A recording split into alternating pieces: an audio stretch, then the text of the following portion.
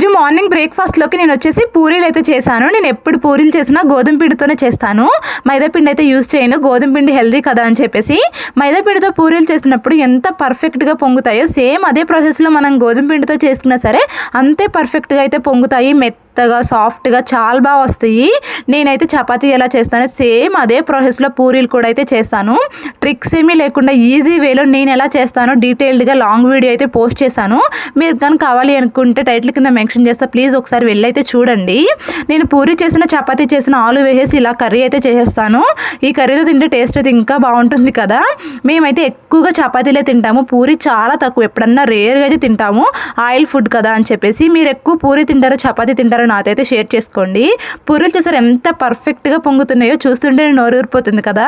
మీకు నా వీడియో ఎలా అనిపించిందో కమెంట్ చేయండి. వీడియో వేస్తే లైక్ చేయండి, షేర్ చేయండి, అలాగే సబ్స్క్రైబ్ చేసుకోవడం మాత్రం అస్సలు మర్చిపోవద్దు. Thank you for watching.